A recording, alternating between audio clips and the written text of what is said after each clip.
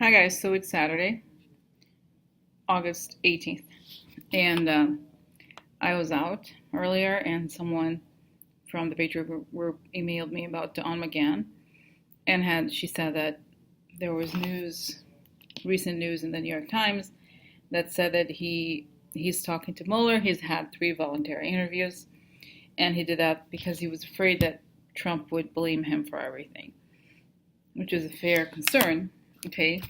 And I was like, I feel like I've done a reading on him a while back, a long time ago. Actually, I don't remember that I did. I believe I did. And I think it said that he would talk. But the problem, and I don't remember exactly. Okay, and the thing about him though is that he knows about the shadiness not just of Trump but everyone, because what I think, I have to write it down because one thing that I think is super shady about him is that I believe he's behind. You know the guy, the Iran deal, um, when they were trying to set up those 2 former Obama officials. I think okay. He used to work for the Koch brothers, okay, and I feel like I don't know I think it was his direct report in the White House was that guy called Mike Roman, who left the White House a week before that story broke about Black Cube. Okay, so I think he's a lot shadier than he'd like to portray himself. And then part 1, part 2, he's the guy who recommends all these Federalist Society connected judges. Okay, so he's a victim. He is no, bitch. We were not born yesterday. Okay, you're not a victim either. So, guys, it's kind of like the rats, the sinking ship and the rats. What happens, okay? Because I'm sorry, that guy, I don't believe that he's an angel. I believe I can fly. I believe I can touch the sky. Think about it every night and day. No. No. So that's going to be the question, you know what I mean? So it's like it's almost easy to say obviously Trump is guilty and he's shady, okay, but he's not the only one. I'm sorry, let's get real, okay? So you can't, I'm not defending Trump obviously, but you can't say that he's the only person, okay? Because he's part of that shady game. He knows a lot of people. And I think he has a responsibility. I think. Oh yeah. No, no. So I wrote a series of questions, guys, and I'm going to read. Is Don McGahn a good person? No. So seriously, guys, no. Here, Don McGahn. So what he told Mueller regarding Trump, is he telling everything he knows? Consequences of his testimony, what Mueller thinks of him. Will he get away scot-free? Will he go to prison? Okay, and is it connected to the Iran deal? And then the other question is the Iran deal, Black Cube situation. And the other question is, what else does he know that is not related to Trump, that may not be related to Trump? And the other question is, how can he paint himself as innocent when he's at the center of so much? Okay, so for example, as you guys know, you remember how Sally Yates was fired, right?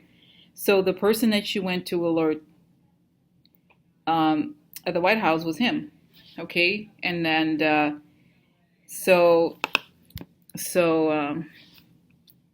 that's that, guys. Okay, so that's interesting, right? So that's very interesting, I think. So he's, I think, and he's, as you got, I don't know a lot about the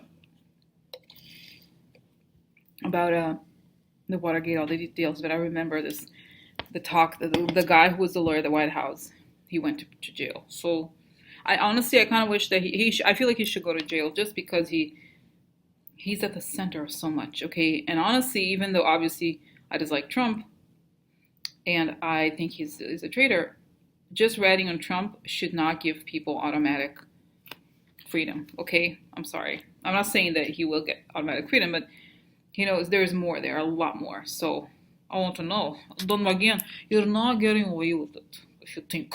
No. So I'm going to close my eyes. And I had my pillow. Guys, somebody asked me about my pillow. It's because sometimes I do.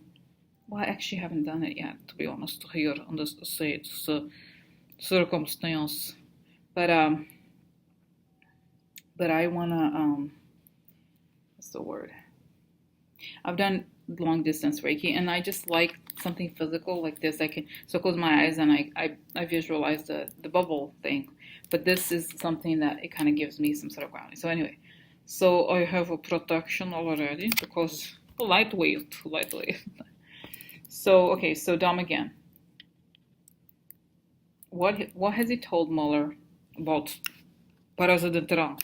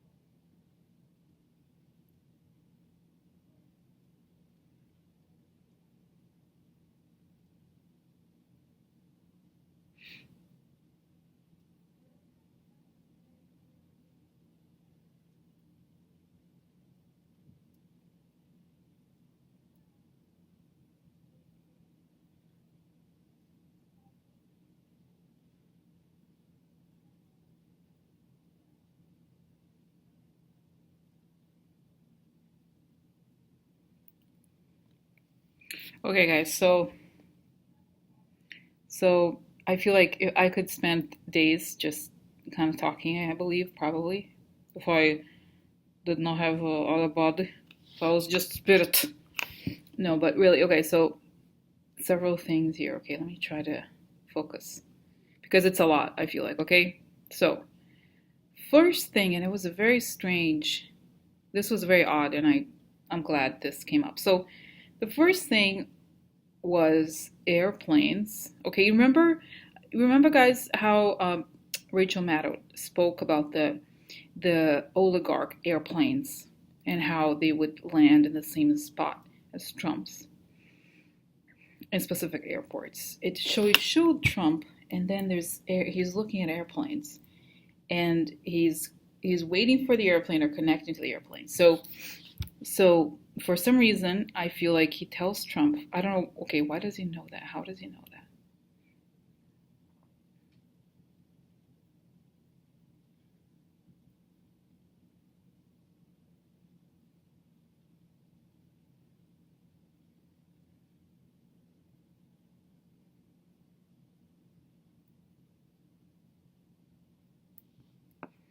Okay, so it said that, okay, so let me just tell you the whole story and then tell you why he knows that. So that's the first thing, okay, the airplanes and the orders, like, right, say I have to, can I, and I feel like the reason why he knows that is because he asked him about it. If he asked if he can somehow take, I don't know if it's Air Force One or his own airplane, if he cannot be, he can travel on his own airplane. There's something way more, guys, where I think he wants to have these private conversations with these guys, but he did not realize it's not possible. No, no. People know your conversations. Yeah. So this was that, guys. So he knows that he was very waiting for these airplanes to land or knowing, and that his travels a lot of times have to do with meeting these people, waiting for these signals, okay, from these airplanes. And obviously, it's not that, oh, the airplane is blinking, I better go. No, there's sort of letting me know something about the message. Okay, some sort of whatever message, orders, or whatever. So that's one thing. Now, okay. So that was okay. So the first thing that was just pretty complicated, right? So then the other thing is, then I saw there was something about Kushner. So the other thing that's important about him is that he seems to know a lot about changing the foreign policy. Okay, because there's something here. I feel like Kushner kind of closing the door and wanting to discuss something about that. Okay, I don't know why. Okay, so what is it now? Oh, it's the iron deal. Yes, Kushner's talked about the iron deal with him. Okay, Trump is there too. And I think, what is it? Why? What was it about it? What is it about? Oh. Okay, so they wanted to know the extent of how executive orders work. Okay, so could they order this? Could they make this happen?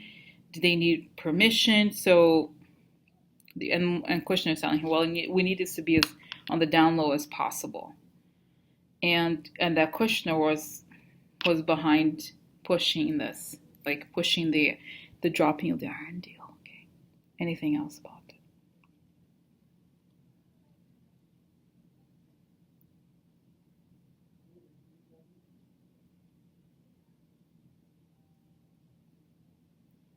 And I see guys Kushner being like, yeah, because Iran is a really better country, huh?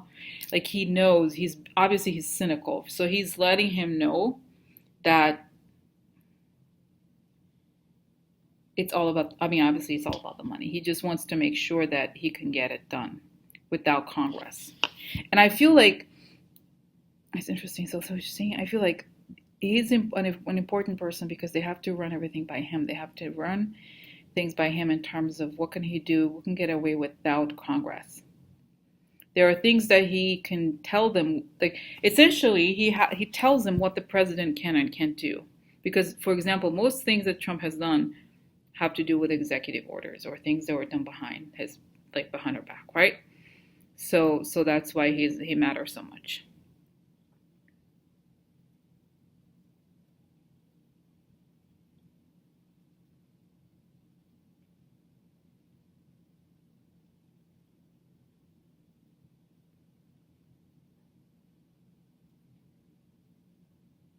Oh, and it's also saying this thing about Iron Deal and that guy.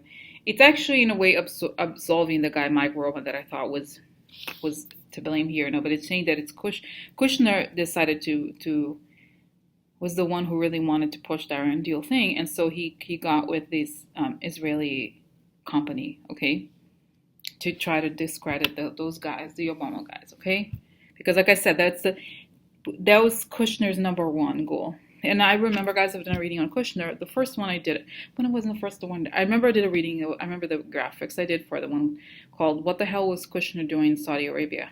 And it was the first time that I realized, oh, the reason why he's quote unquote the foreign policy person is that he actually goes abroad procuring business for his family, the Trumps and whatever Kushner. So it makes sense. Okay, so going back, because like I said, guys, like I said, there was just so much information. Okay, so he knows the change. He knows the getting information. He knows about. Oh, let's talk about firing Comey. Okay, because I see Lavrov, and I see that Trump is waiting for the visit. He knows they're coming, and so before Lavrov comes, he wants Comey no longer to be there.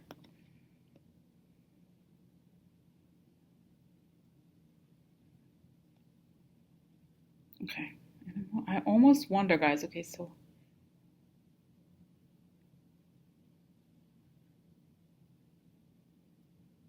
guys, I'm getting the feeling, I could be wrong. Okay, I have to maybe do cards after this. I kind of feel like Lavrov told him to fire Comey. Okay, could be wrong, but because then I see him, like I see Trump. When Lavrov arrives, he wanted to tell him that he did as was, you know, what as they suggested. Okay, so this is very interesting. Okay.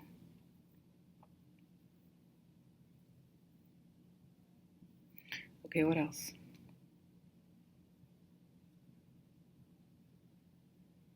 What else? Something about the security clearance of Ivanka and Kushner. What else about something about the letter related to Don Jr. and that meeting? What else?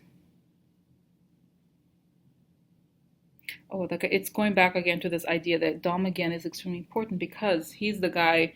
Since Trump, all those shady things Trump has done have to do with executive orders and going behind our back, right?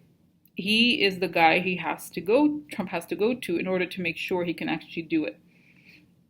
And since he's obviously, you know, down with the conservative, he's the mastermind of the conservative judges. So he knows, okay? So he knows a lot. He knows a lot. And he knows, yeah, he knows who the loyalists are, who can quote unquote be trusted, even though he can be trusted, you know.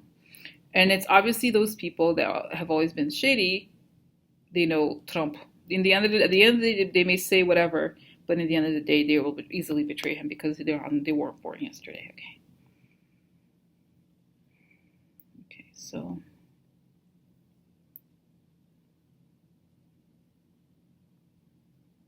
Well, guys, and I feel like he's telling Mueller about Kavanaugh and the whole plan they had, okay, to try to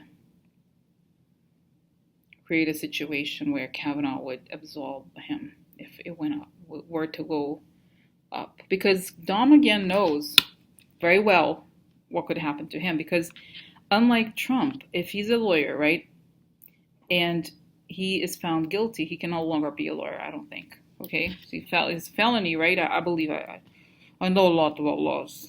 Call me. I know what's written. Yeah. No collusion. No collusion, witch hunt. 3 laws. No collusion with the haunted deep state. So anyway, guys, so wow, I'm gonna take a little break because I feel like lots of information. Okay. Okay. So let me stop here and then regroup and come back.